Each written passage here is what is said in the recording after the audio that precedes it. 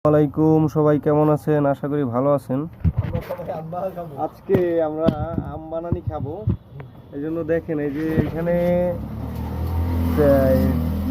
লেবু পাতা, তারপরে হচ্ছে বোম্বাই মরিচ, তারপর হচ্ছে সরিষার তৈল, চিনি, লবণ, স্পেশাল যে ইকুইপমেন্ট তা তো আছেই।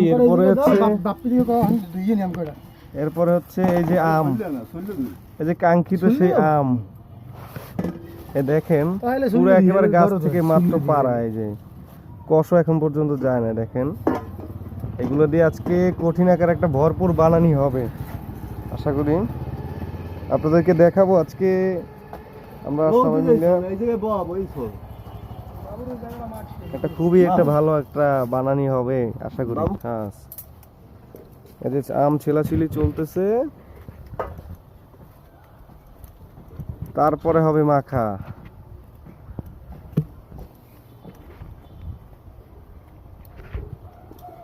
ভালো করে ছিলিস জানি ছোলা থায় না। এই যে দেখেন আম কাটাকাটি চলতেছে ভরপুর, আবারও এখানে এদিকেও কাটাকাটি চলতেছে, আবার এদিকেও কাটাকাটি চলতেছে। কাটাকাটি চলতেছে তুমুল আকারে। যত দ্রুত সম্ভব মাখাই আসলে খাইতে হবে। হ্যাঁ হ্যাঁ ভাই রে ভাই, তুমি এটা কেমনে করলা ভাই? দেখেন একবারে দেখেন ছোলাটা কিভাবে ছিলছে আমাদের মুন্না দেয়। দেখেন এই মুন্নাদা, আজকে যে এই যে আম বানাইতে খামু, এটা কি আর কোনো জিনিসপত্র লাগবে না? কি হইবে?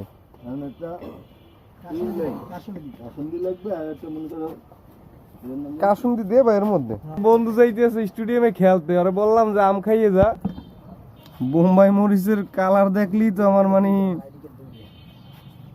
পিলে চমকে যাচ্ছে। এই মরিচ যদি দেওয়া হয় এটার মধ্যে, তাহলে আপনারা একটু ধারণা করেন যে কি হইবে, কি মিসাইলটা হবে। এই মিসাইল যদি মারে ইসরায়েলের মানুষ চোখ ডলতে ডলতেই মরে যাইবে। এই আম যদি খাই আজকে, ওকে ওকে ওকে, এদিকে ধোয়া দে। হ্যাঁ দেখেন দর্শক, একেবারে ফ্রেশ আম, গাছ থেকে মাত্র পাইরে নিয়ে আসছি। হ্যাঁ, ছেলাছেলির প্রোগ্রাম চলতেছে সেইভাবে।